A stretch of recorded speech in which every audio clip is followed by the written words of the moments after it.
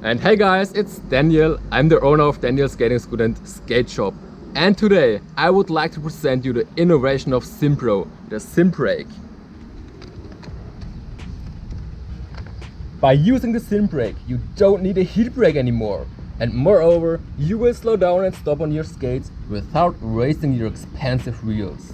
The SimBrake can be used in mostly every situation, as well as while skating downhill. And what a SimBrake is, how it works exactly and where to buy it, I will show you in this video.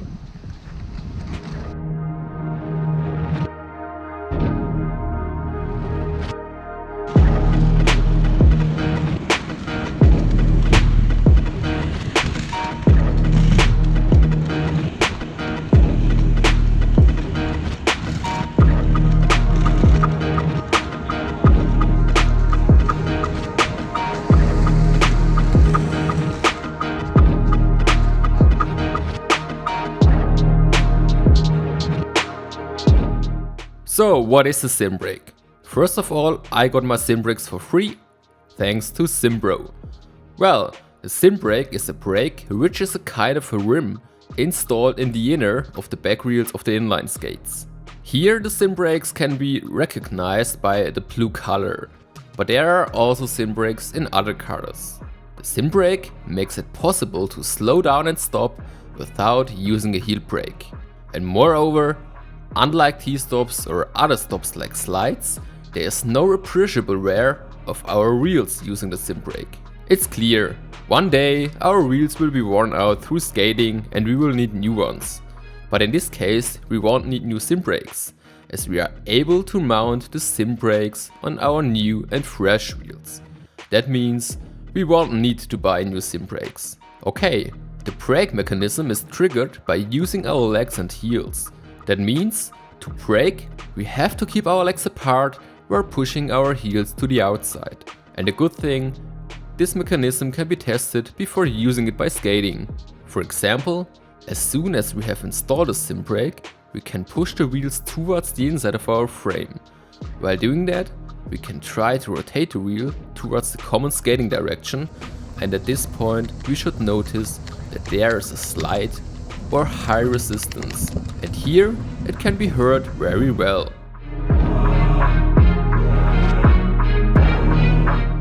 But well, how to brake using the SimBrake? Okay, just a second.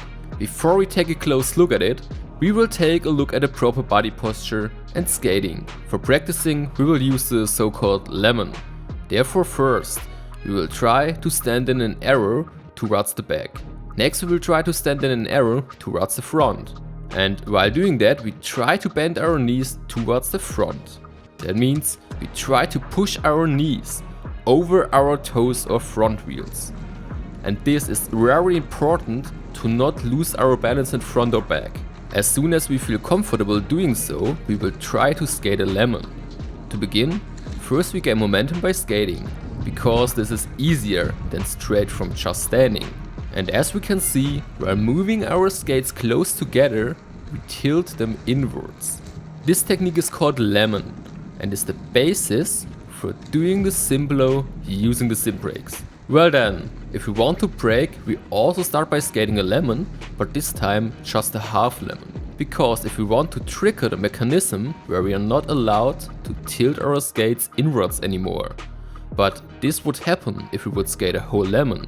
That means, first we skate a half lemon to push our legs apart, next we try to push our heels towards the outside. And should we tilt our skates, then only towards the outside, not towards the inside. Here we should know, the more power we use to push our heels towards the outside and the more straight we will keep our skates, the better and more effective the brake mechanism. Moreover, the brake mechanism can be reinforced by tilting our skates towards the outside too. And at this point, we won't forget to keep our knees over our toes or front wheels.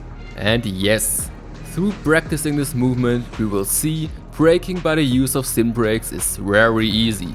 And as soon as we feel good, braking by the use of SimBrakes, we can increase the brake force by just shifting our body weight a little bit towards the back. And this technique of braking, called SimBlow, can be used in mostly every situation. Whether if we want to stop, if we want to control, or if we slow down skating speed. For example, if we decide doing a brake at the next bench, we are able to slow down and stop in front of the bench. And is there any person which is crossing our way, we are also able to slow down to avoid a collision.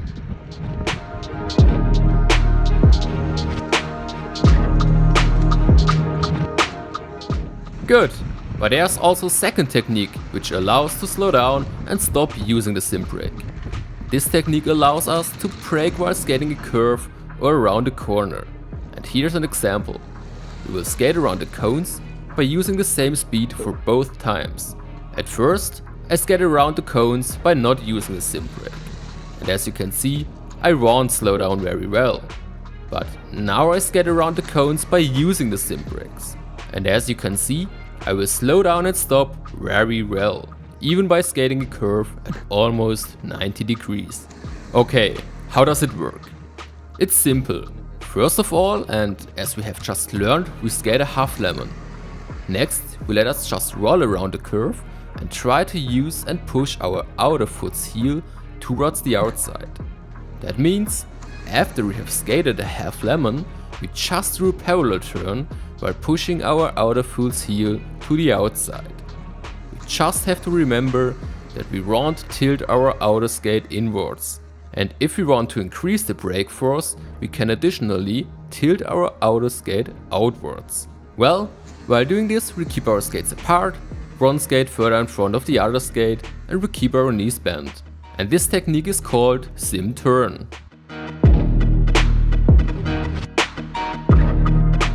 So, from my own experience of my personal skate classes, I know most of the inline beginners are afraid skating downhill. Because of that, Martin Bomley and me also took a detailed look at how the SimBrake works by skating downhill. Well, before we continue, just a second. Martin also has his own YouTube channel, on which you will find beautiful videos about many different skate parks and inline events of and in Switzerland. Good, Martin and I have quickly realized and did experience that the SimBrakes are also pretty awesome to skate and slow down, control speed and stop downhill. So, as you can see, here we skate downhill a very steep trail without getting faster unintentionally. But how it works? Simple.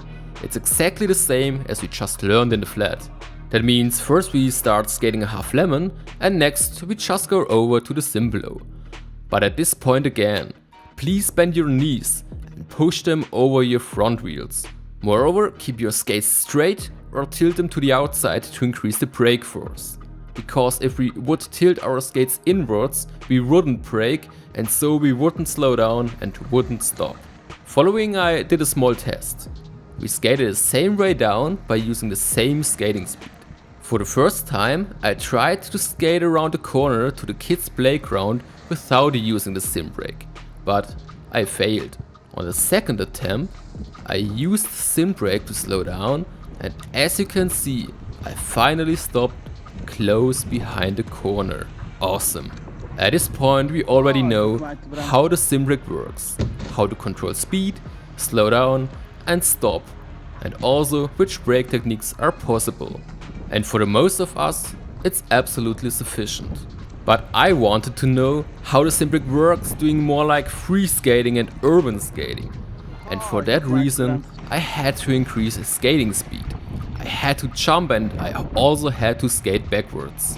But before, here we can see how to use the SimBrake for a common situation. It's easy to stop in front of the crossroad.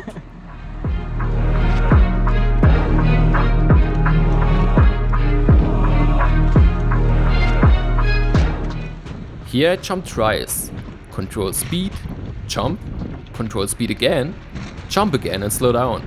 Now it goes further downhill where I will turn and skate backwards. And lastly, I ask myself if the SimBrake will brake unintentionally.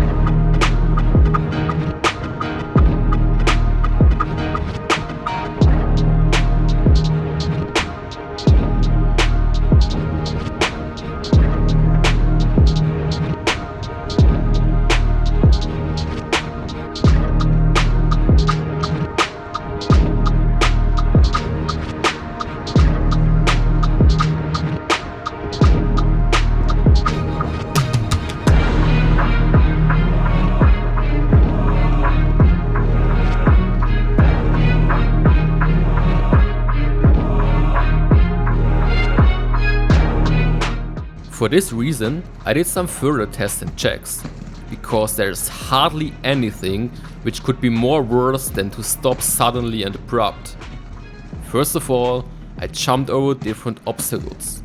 It has worked perfectly and the SimBrake didn't trigger. But here we have to keep attention that we don't land onto our back wheels. If we wouldn't trigger our SimBrakes and we wouldn't slow down or stop. To prevent this, while landing, we should keep our skates apart and we should try to shift our body weight a little bit towards the front. The next tests I did while skating slalom, because I thought if I should ever trigger the SimBrakes, then only when I use different foot positions. First, I checked if they will trigger by common slalom skating from A to B, but there were no problems. Then I checked if they will trigger by skating backwards, but also there, nothing has happened. But no surprise, the SimBrakes are constructed in a way that they will never trigger by skating backwards. Afterwards I skated slalom using crossover lemon technique. By using this technique, our skates alternately tilt towards the inside as well as towards the outside. Also here, the SimBrakes haven't triggered. But why? Using crossover lemons we tilt our skates towards the outside or not? Yes, we tilt our skates to the outside, but we also have to push our foot heel to the outside at the same time. And this will never happen by doing crossover lemons. And the same is value for doing crossover lemons while skating backwards. But finally, I found a skating technique by which we trigger the SimBrakes unintentionally. We will trigger them if skate and gain momentum on only one leg. Because to be able to turn and gain momentum using only one foot, we have to shift our body weight more to the back wheels, as well as to push our foot's heel outwards. And by this we will trigger our SimBrakes. But I think we should know this. Hereby it becomes clear that we will also trigger our SimBrakes by doing back manuals or back wheelies. This is the technique by which we only skate on our back wheels. It would only work if we are able to do very straight back manuals, but that's very hard. Thus we have not only learned what a SimBrake is and how to use it, moreover we have also learned what we should avoid doing. I myself think the SimBrakes are incredibly awesome for skating downhill because the SimBrakes gives us a high degree of safety. Finally, at this point I also like to mention that there are other braking techniques which are better for very fast stops. They are called POWERSLIDE and Power Stop. But especially for beginners, casual skaters and ordinary fitness skaters, the POWERSLIDE and Power Stop are simply too difficult. Furthermore, using power slides and power stops, we will have a very high wear out of our wheels, which we will not have by using the SimBrake. For all these reasons, I recommend the SimBrakes for the most of casual fitness or ordinary skaters. And I highly recommend the SimBrake to all of us that are afraid of steep trails and high skating speed. So what do you think? Is the SimBrake also a good accessory for your skating type and style? If so, you may order your desired SimBrakes on my web store or on the web store of SimBRO. And by this, we have reached the end of this video. Thanks for watching, leave me your comments and thoughts, and never forget, skating is about having fun and having a good time. Subscribe for more and don't forget to thumbs up if you liked it. See you guys at the next video.